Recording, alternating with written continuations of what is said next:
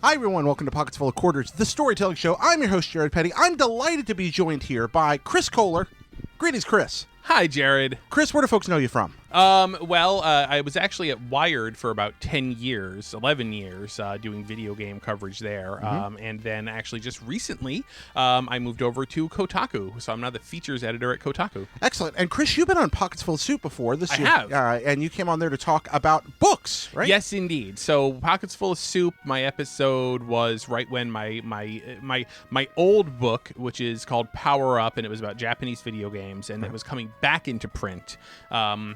So that's when we did the Pockets Full of Soup episode. It was just talking about that book getting republished and sort of the history of that.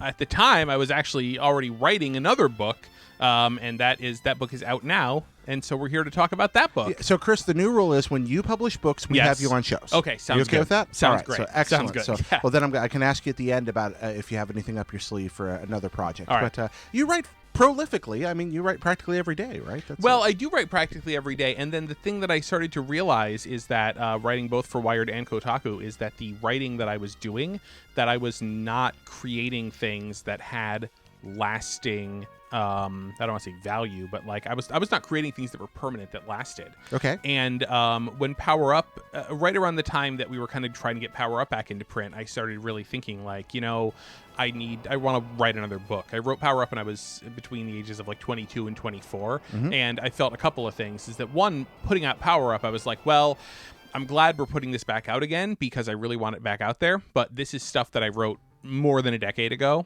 and it doesn't represent what I can do now. And there was a tremendous difference in scale here. I mean, I make videos about video games. I wrote articles about video games. A lot of people make videos and write articles and make little shows and Which make is podcasts. what I do. Right. We do all this, and it is a challenge. But you loved a video game, one video game, so much you wrote a book about it. Yes. And that's the game we're going to talk about today. That's the game we're going to talk about today, and the game is Final Fantasy V, and the book is called Final Fantasy V. Final Fantasy V, yes, you say? Indeed. Yes, this mysterious game from far across the sea, I believe. Indeed, yeah. For a long time, Final Fantasy V was only available in Japan, and it didn't come out in the U.S. until 7 years after it originally came out in Japan. But that which just is a long time. That is a long time. Yeah. And in this day and age, I think that's especially difficult for folks to get their heads around when most major releases seem to make their way over here much sooner than that, if not even before they're released in Japan occasionally. Right, yeah. Sometimes, yeah. But in 7 years, but that didn't stop you from playing it then. No, it did not. And you were what, 13 at the time? 15 at the time. 15, okay. Yeah. So basically, just going back a little bit, so the book Final Fantasy V, it's for a publisher known as Boss Fight Books. And so the idea of writing a book on one video game was not my idea. It was their idea. If you know the book series 33 and a Third, that's a series of books.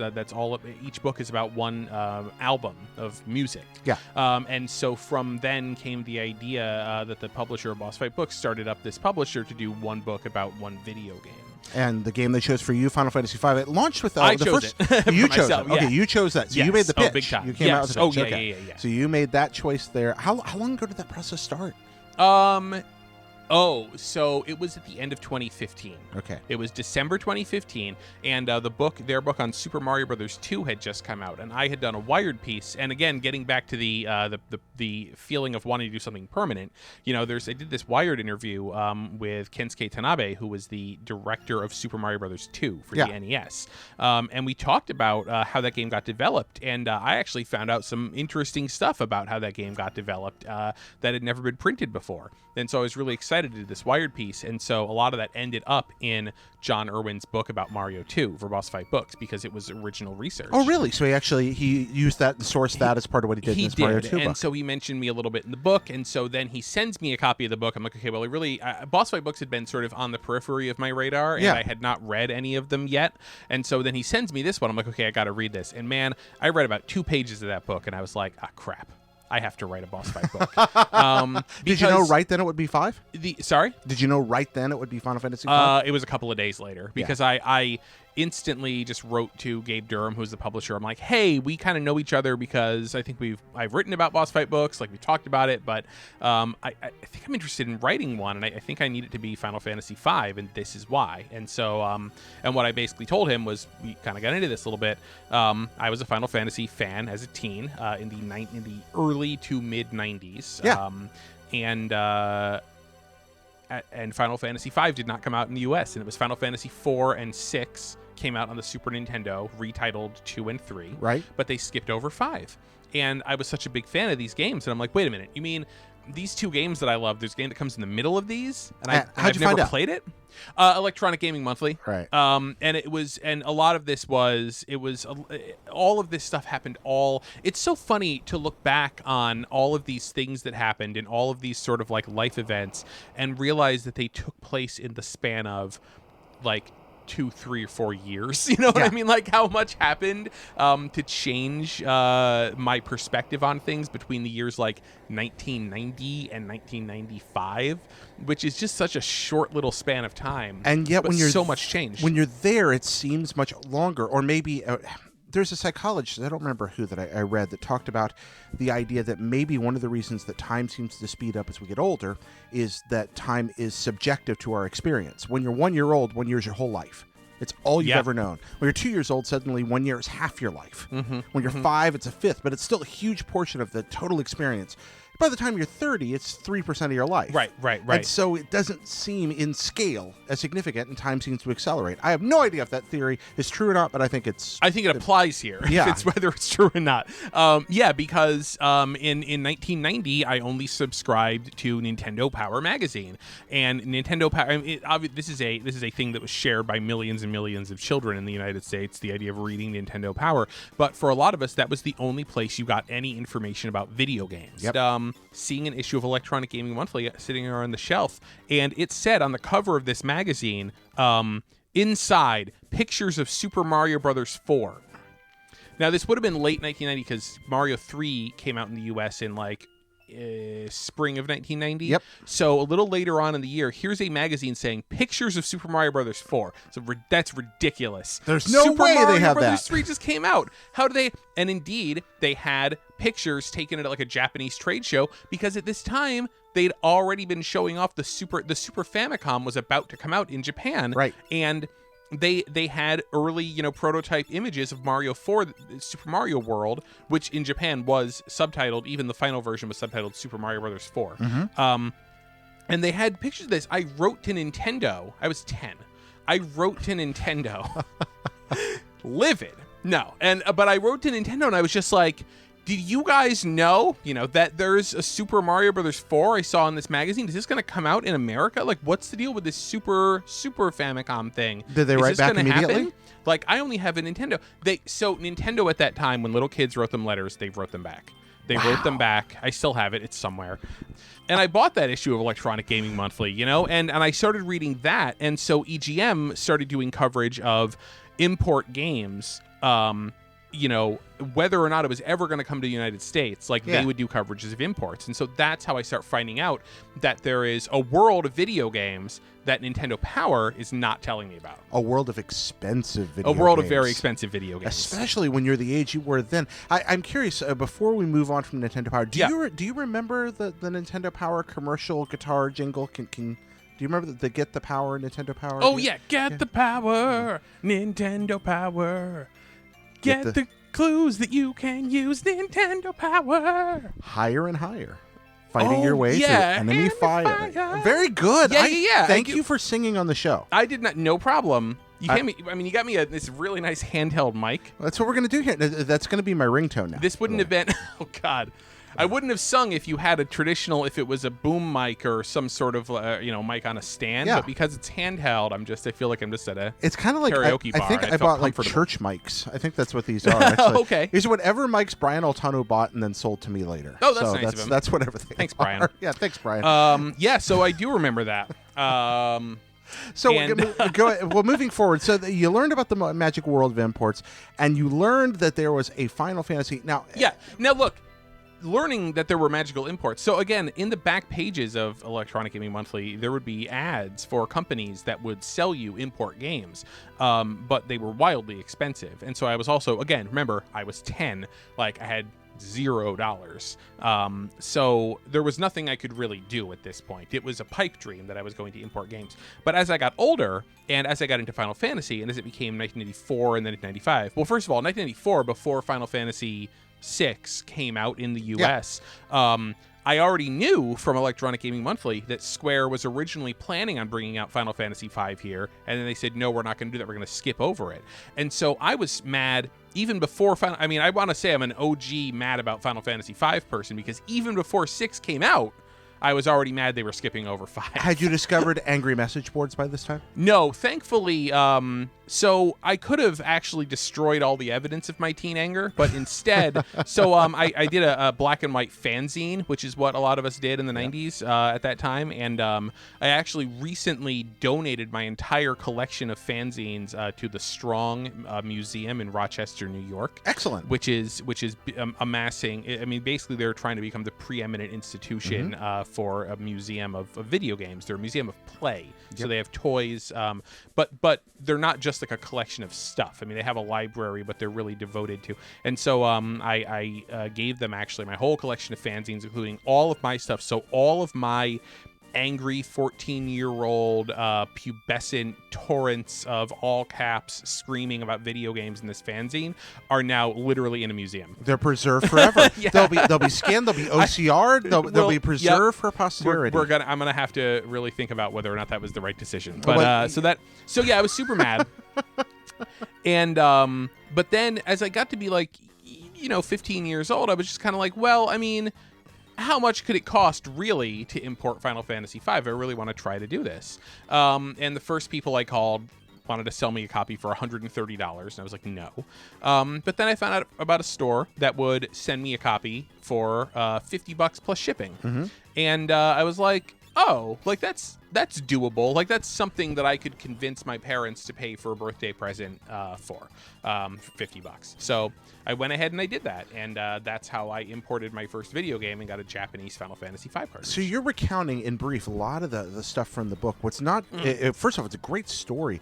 The book is, and this isn't any false flattery, excellent. It's marvelously readable. Thank you. And it's obvious. I mean, it's big surprise. You're a skilled writer, but Thanks. it's a wonderful read. But my absolute favorite moment in the whole thing is the chapter flip over where you talk about this arriving at your door, doing your homemade modification, region modding, and then the flicking the switch and that rollover moment. That's a very that was actually for no particular reason. That was actually the sample chapter that was the first thing I wrote for the book. That was the sample chapter that I sent, because when you write a book, or certainly when you write a boss fight book, when you write any book, when you pitch any book, they want to see a proposed outline of the book and a sample chapter.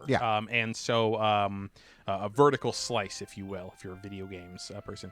And so that was what I ended up writing, was this story of when I first got the game. And I chose that because it was really vivid in my brain, and I knew I wanted to write this story that was about my own personal story with Final Fantasy V, and then also I wanted to transition from that story into first experience playing the game, and talk about the opening cutscenes, because I wanted to do that as well, because a lot of the expectations for the boss fight books are that it's going to be your story, and then also it's going to be a deep dive into the game itself.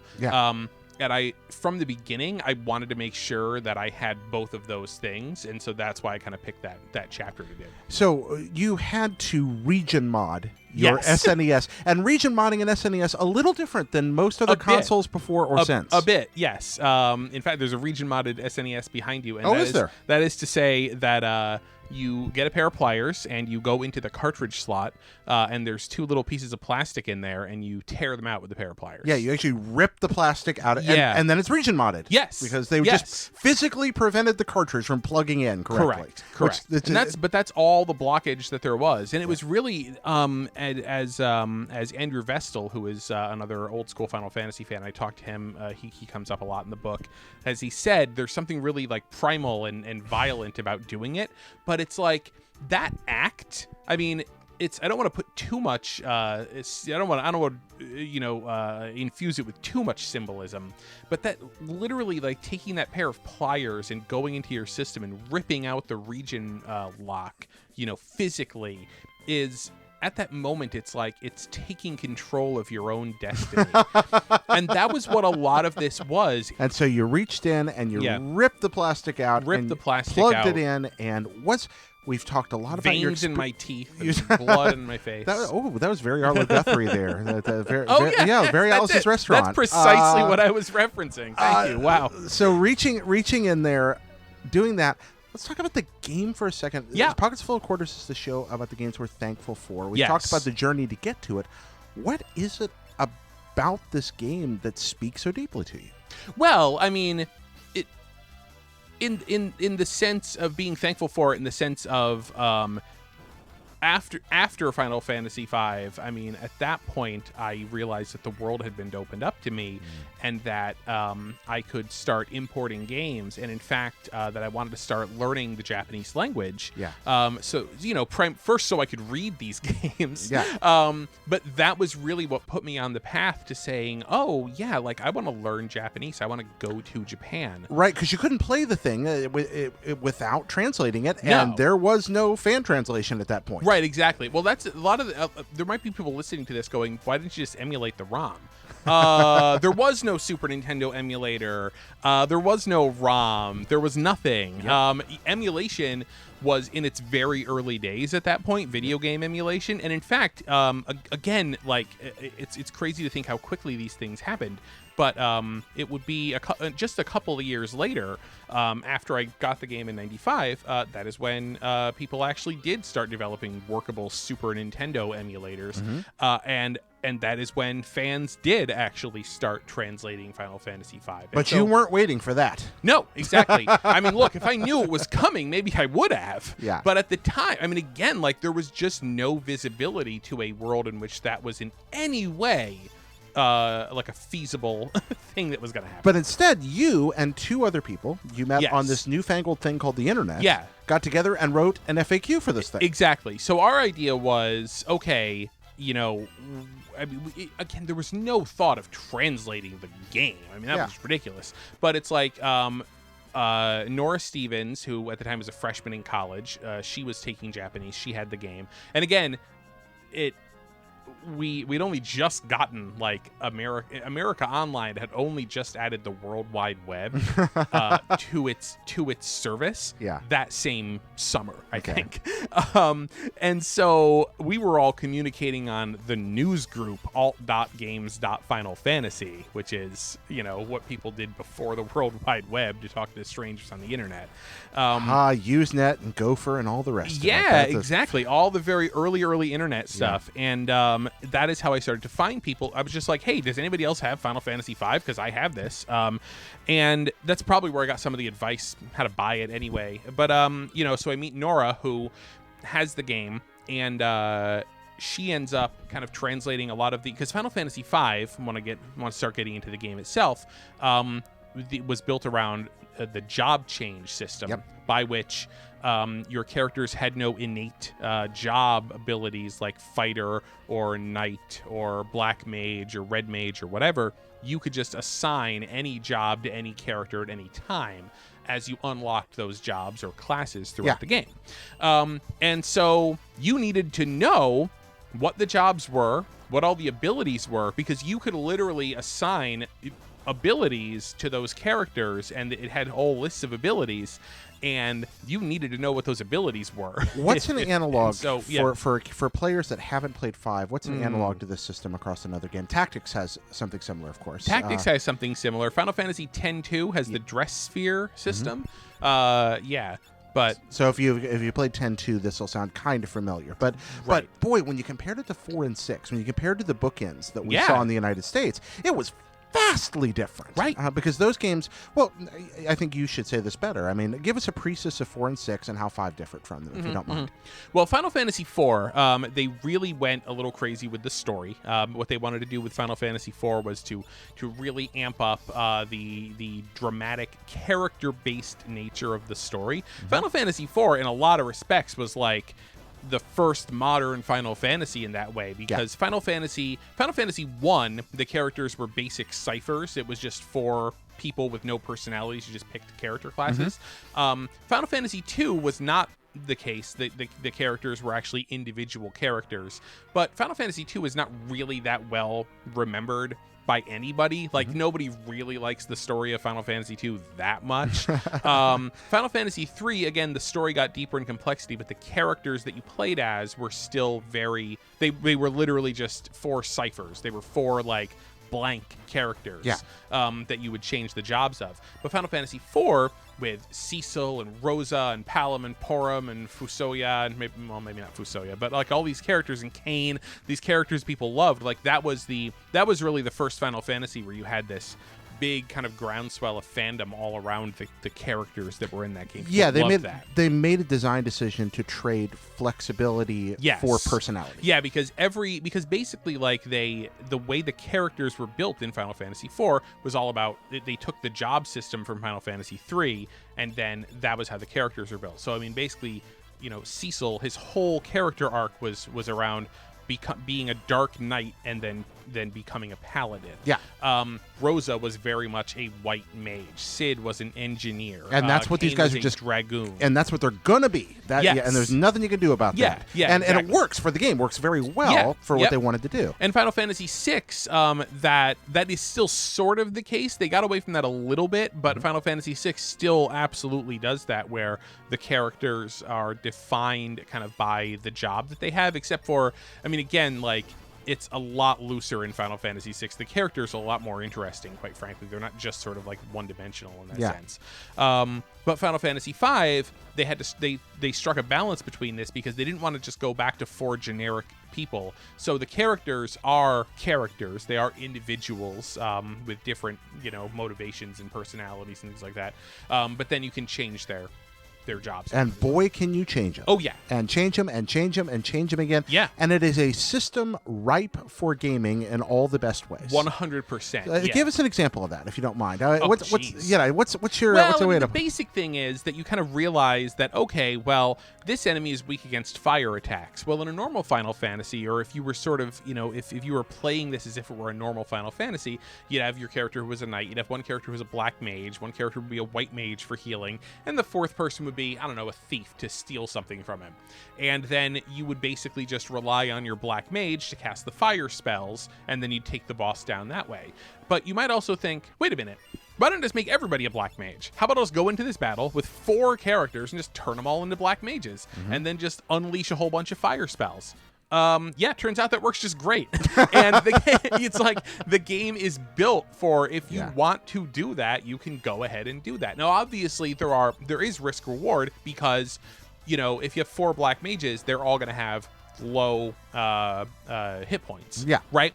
So if this enemy is strong in terms of physical attacks, you might wipe out the whole party. So I mean, you can do that, but like, you better be really smart and good at it, because if you're dumb about it, or if you didn't level up your characters enough, you might still get wiped out, even if you try that smart idea. And then you have the ability to take abilities through classes into other, or through jobs into other jobs. And so suddenly you've got legacy abilities. Can you explain how that works a little bit? So as you put experience points into these characters, you'll start learning different. So if you have a black mage, that black mage can use any black spell in the game. But once they go up a job level, then it's like, oh, you got black magic level 1. It's like, what do you mean I got black magic level 1? I can use all the magic. Well, no. Now you can take black magic level 1, then you can slap it on a knight, for example. So now you have somebody who can do really good physical damage, and then also can use the first 3 black spells, the ones that are level 1. Yeah.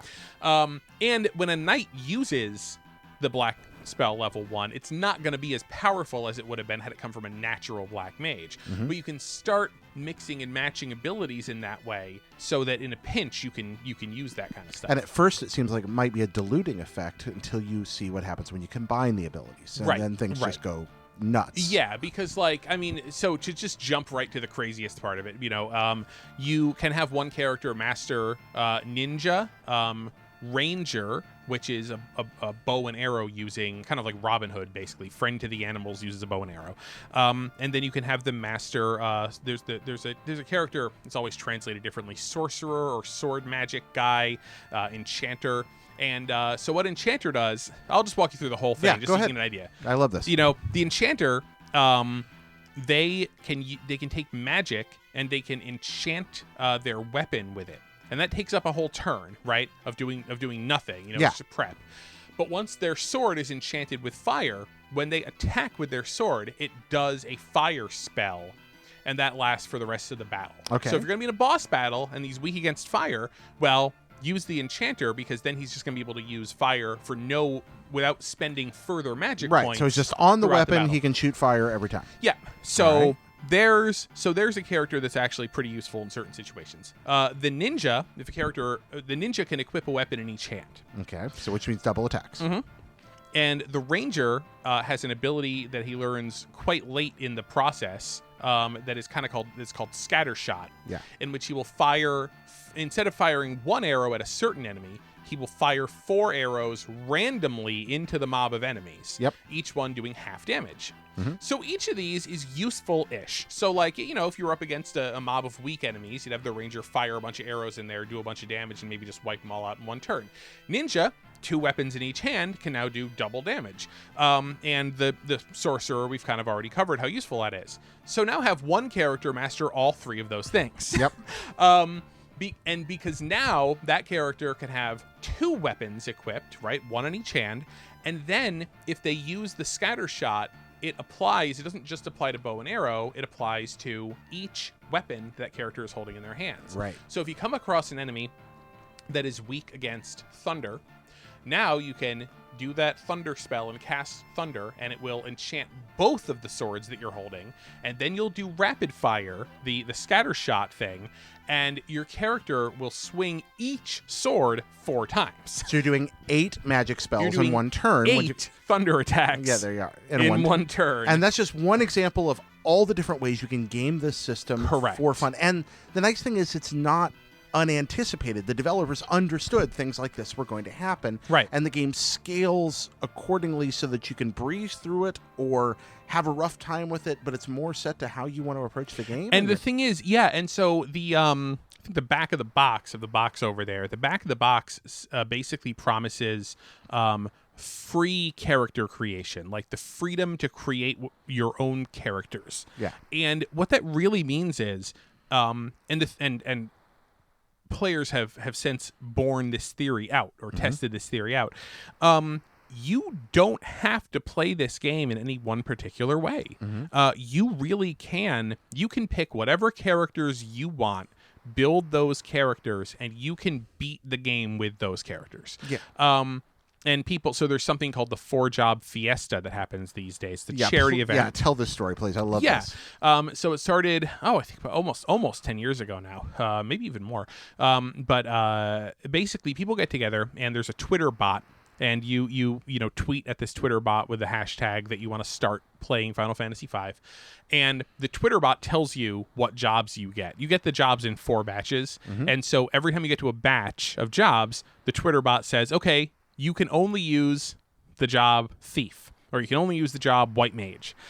And then as you get to the more batches, the Twitter bot says, okay, now you can have this one, now you can have that one. And it gets to the point where you only have 4 jobs. And you can swap them between your 4 characters at will, which means that you can build up, those sort of like compounding abilities with each character, but you only get to use 4. And people have done this, and they've even restricted themselves even further, the real masters of the game. And they have shown that you can beat this game with any combination of characters. Yeah, you can do it. Things that seemed impossible originally, people have found ways to do. You were talking the Berserker exploit. The Berserker. You want to hear about the Berserker thing? Yeah. So this is like super high level and requires just a lot of work. But there's a character called the Berserker, or a job called the Berserker, and all the Berserker can do is attack.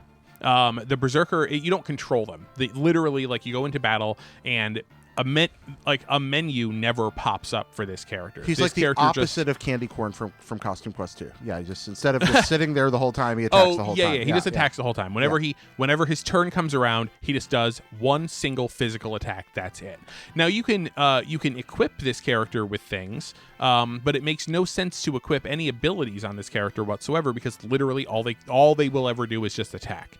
And so somebody decided, I'm going to try to beat the game with 4 Berserkers. Well, that's ridiculous because you need to use high level magic spells and stuff against the end bosses. Yeah. So what this guy does is figures out, okay, there's an item called a crown of thorns or a thornlet, and when you put this on a character, it's literally a thorny crown. It boosts some of their abilities, boosts their defense, but it saps their hit points because thorns are poking into their head. And for some reason or another, it reduces their magic ability. Yeah. Well, the Berserker, their magic stat is like 2 or 3 out of a possible 255. So it's extremely low. It's ridiculously low. When you put a thornlet on them, it causes a buffer overflow. Basically, the game tries to subtract down into negative numbers because it reduces their magic stat by 5, but their magic stat is 2. So it's supposed to head into negative numbers, but it can't handle negative numbers. Because it's the Super Nintendo, it rolls back to 254. It's like the Gandhi glitch in Civilization. The same thing. Do tell. Oh no, it's Gandhi always is most likely in Civilization games to use nuclear weapons for a similar programming error that brought him back around.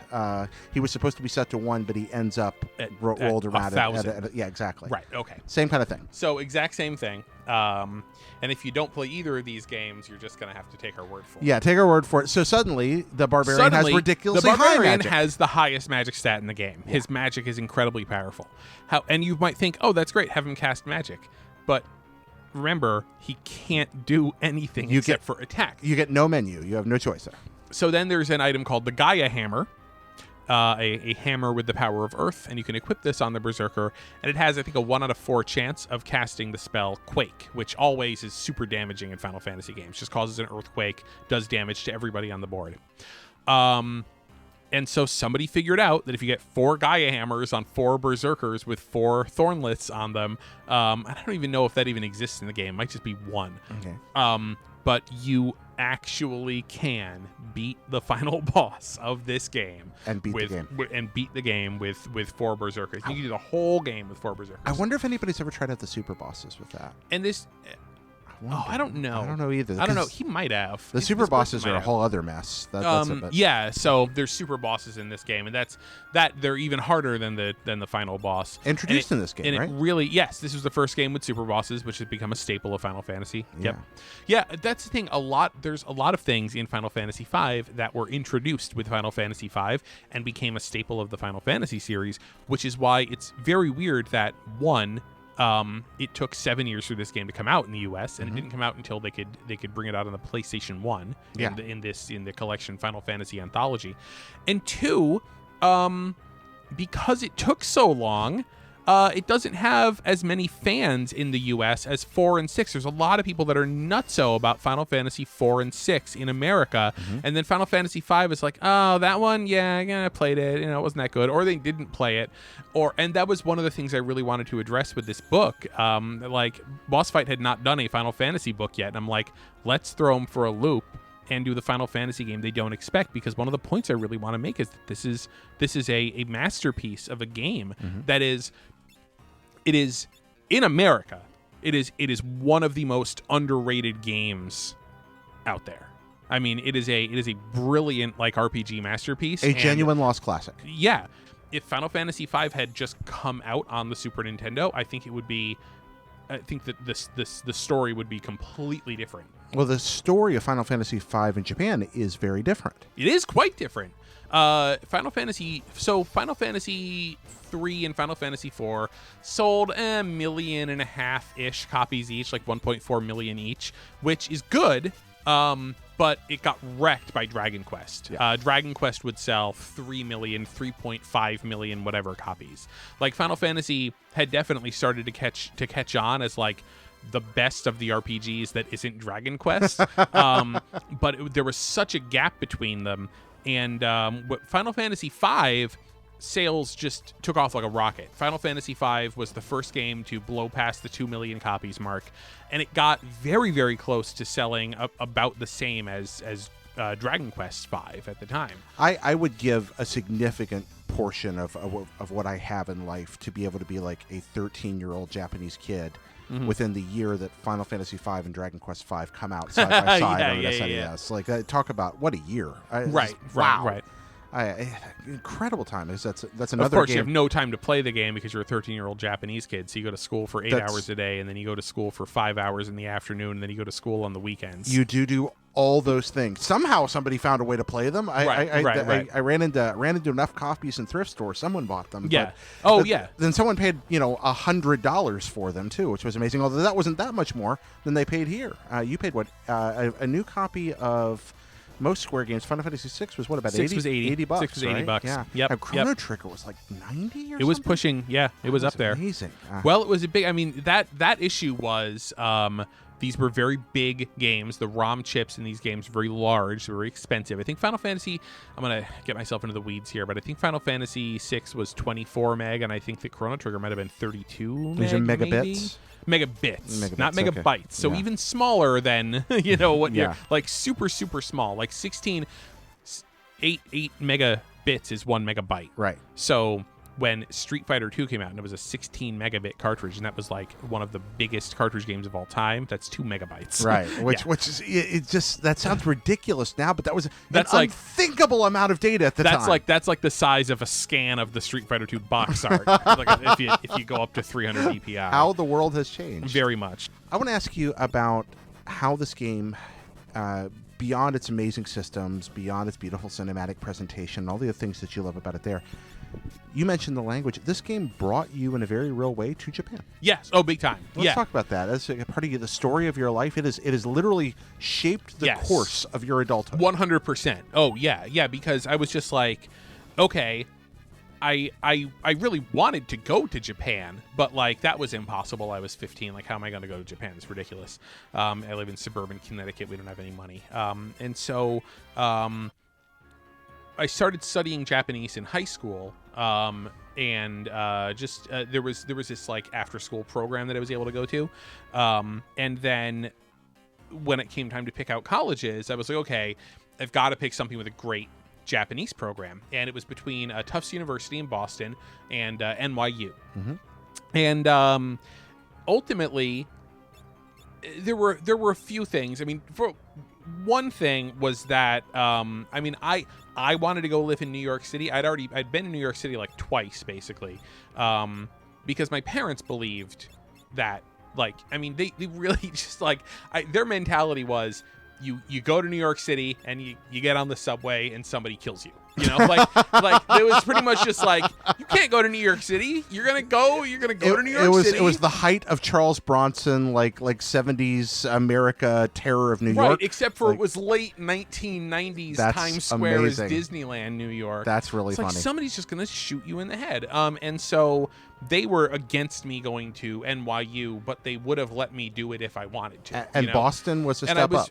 Boston was a step up. It wasn't even Boston. It was literally like in a quaint. It's in Medford and Somerville. It's outside. Oh, it's Medford. Okay. Oh yeah. Okay. So I mean, they loved it. The attraction for me of going to NYU was living in New York City. Yeah. And again, I had been. This could have been in the book, but it wasn't. We took a trip there to see. I'm trying to be exact with which one this was. I'm pretty sure we took a trip there to see Lou Diamond Phillips in The King and I as a school trip or awesome. school drama club. Yes, very much so. It was either that or seeing Sarah Jessica Parker in Once Upon a Mattress. It was one of the two. But before the show, I went to Kinokuniya Japanese bookstore in New York City. That was almost like going to Japan, because that was the first time stepping into this massive, massive bookstore where everything was from Japan. And they had Super Mario manga. They had I got it on the shelf, the Final Fantasy VI strategy guide from Japan, that I bought when I was there, and they had soundtracks to Final Fantasy games. They had these, arranged like vocal soundtracks. And were they on vinyl or were they on CD? No, they were on CD at this point. They were on CD. But again, we're still in the early internet days. You couldn't just download the MP3s. No, nor could you buy most of these things online, or if you could, it was a difficult process going through a bunch of mom and pop stores hoping they had what you needed. So I show up there and they've got these Final Fantasy soundtracks. And again, I knew they existed, but I bought my first 2 Final Fantasy soundtracks at this thing. What were they? One was called Final Fantasy Prey, and it was the first vocal album. It was arranged versions of songs from 1 through 6 and every one of them was a vocal version. Okay. With either with lyrics or humming, and then the other one was Final Fantasy Symphonic Suite, which was the orchestral version of the soundtracks of Final Fantasy 1 and 2. Yeah, 2 of the best Final Fantasy albums, absolutely, really, really good albums. And I got them there, and again, I was just getting ever so close to thinking, oh my god, I've got to go to actual Japan because I want all the Final Fantasy music. And then I ended up going to Tufts, and I based on the fact that Tufts' Japanese program was comprehensive. They had a 4-year Japanese program, and they had a relationship with Kanazawa University in Japan, and I could spend my junior year there if I got accepted to that program. Which we talked some about on Pockets Full of Soup. Oh, we did. Yeah, we absolutely did. Yeah. And so in New York, University had I think they had 2 years worth of Japanese. You know what I mean? So I kind of had to make the responsible decision and say, no, I'm going to go do Japanese. It was also because MLU had a fantastic, by the way, journalism program, which Tufts didn't really have, and I wanted to go into journalism. But I kind of figured journalism is the kind of thing that I could probably get on-the-job training for. Mm-hmm. Japanese, not so much. If I'm going to take 4 years of my life to study something, it might as well be a really hard foreign language. Yeah. And then I can devote 4 years to studying that. And then Jimmy Olsen your way through the exactly. Yeah. And then just pick up the rest of it, because I wasn't just going to be picking up Japanese. I'm a cub reporter, Chief. Yeah. And it seems like the choice worked out. Totally. You're a professional video game writer, one of the most respected in the industry. You've just finished a novel, or not, pardon, a novel. You just finished a book. Well, in a way, it's novelesque. It is novelesque. I mean, it's just, it really is as much a story about life as it is about a game, and I think that's kind of the point, right? Yeah, but you went to Tufts, and then you ended up in Japan. Yeah. Wow. And Final Fantasy V brought you down that road. Yep, big time. Yeah. Okay. Have you had an opportunity ever to connect with people in Japan about V and about their experiences with it? Have you ever sat down and been able to do that? It was always. I just remember bringing it up when I would start meeting Japanese friends and things like that, and people who liked video games be like, what about 5? And they're like, oh yeah, 5. 5's great. And it's like, oh, people know about 5. Yeah, I mentioned this before. I think it was Ray Barnholt I first heard say this, but Ray was talking about the oddness of growing up in the Nintendo and Super Nintendo eras and then traveling to Japan as an adult. Okay. And encountering people 6,000 miles across the world that somehow had a shared childhood with you. Yeah. And yes. the oddness of that cultural impact and how it created a sort of a common language and cultural experience. And in the history of the world, there's not been something like that. I mean, I don't just mean this specifically, but just that nowadays, kids who grew up in the 80s and 90s and things like that, no matter where they grew up, might have something like that they could share. Is incredible. Wow. Yeah.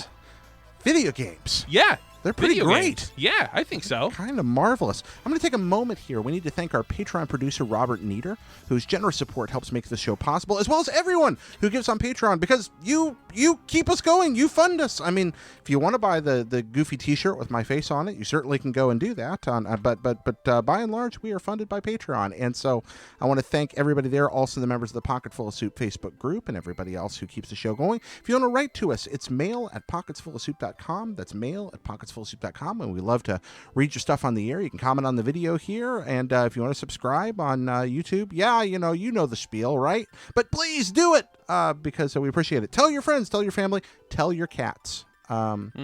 Chris, in addition to writing books, Yeah. what else are you up to right now? Oh, jeez. Well, Kotaku's keeping me pretty busy, and it's pretty exciting.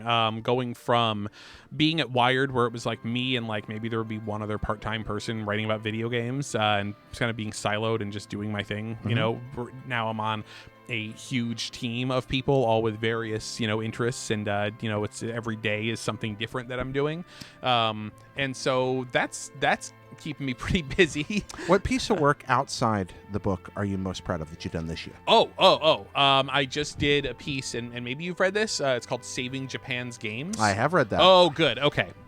So I was in Japan for Tokyo Game Show, and I really, really wanted to go out to this group of people called the Game Preservation Society.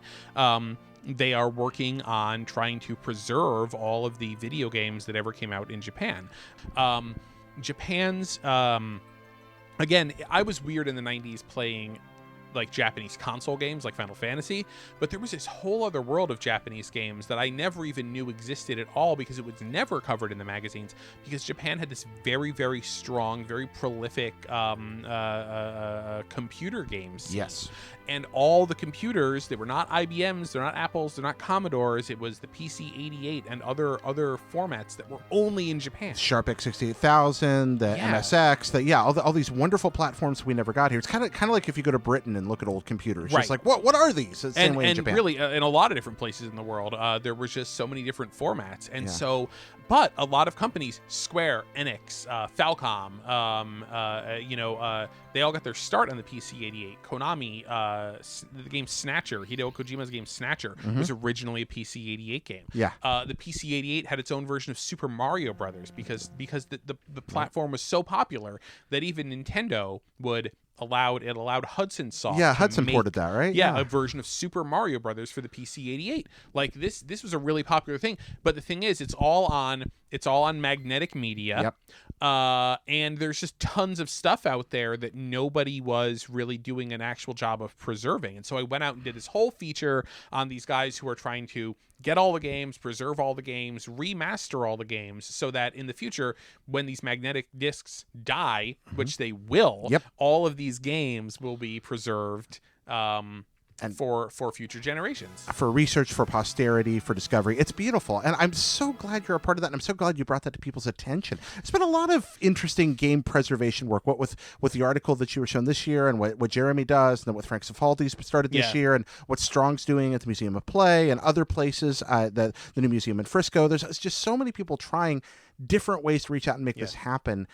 And boy, now is the time. I just hope it's not too late. Frisco, Texas, by the way. Yeah, Frisco, Texas. In case somebody jumps in and says that people in San Francisco don't call it Frisco, which they don't, but you're talking about a city in Texas called Frisco. There's a video game history museum that's opened up there recently. So I believe the Digital Press guys put that together. Yeah, right? exactly. Yeah. And those guys did black and white fanzines back in the day. That was their origin story. They were collectors. They did we traded fanzines.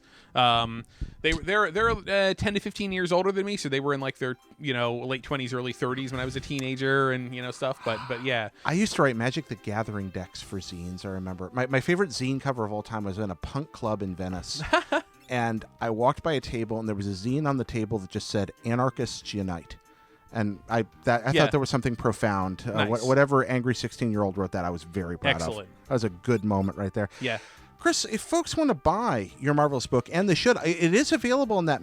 It's available in print. It's also available in that magical medium, that Kindle platform, I believe. But where do folks go to buy your book? So a lot of places. You can go to Amazon to get the Kindle version or the paperback version. That's probably the best thing to do. In case the paperback is like sold out on Amazon or whatever, just go over to bossfightbooks.com. Which version gets you the most money? It doesn't matter. Okay. Yeah. There we go. Excellent. Yeah. All right, cool. And folks want to follow you on the Twitter and all the rest of that? Oh, yeah. Kobun Heat, Kobunheat is my Twitter handle. So that's just go there, and that's where you can find links to, all my other stuff and whatever. Well, I'm very excited. I got my I think I've told you this before, Chris. To finance my move to California when I started working in the games industry, I sold my small but very nice video game collection. Oh, right. That's right. Yeah. So I was excited to have my GBA copy, my new GBA copy of Final Fantasy V arrive in the mail. Oh, this week. wonderful! So I'm going to go home and play that now. Excellent. And capture some B-roll. Yeah, I played. When I did the 4-job Fiesta following the publication of the book, I did the Game Boy version. The Game Boy version is the best version to play if you want to get into Final Fantasy V. The Game Boy Advance version, the PlayStation version has a bad translation. The Game Boy version, they fixed it up quite nicely. So I would say do that. Excellent. For sure. I'm looking forward to it. I think right. we'll see how the old Elgato and the Retron handle it. I think you'll like it. It'll work out pretty well. Excellent. Folks, thanks for listening. Thanks for watching. Thanks for being a part of this community. Can't wait to see you next time. Chris, thank you most of all. Thank you very much for having me on the show twice now. Oh, I'm thrilled. I enjoy you, Chris. I enjoy your company, and you've always got a story to tell, and that helps a lot when I have to have somebody talk every week. So all right. Thanks a lot. Well, dude. thanks again.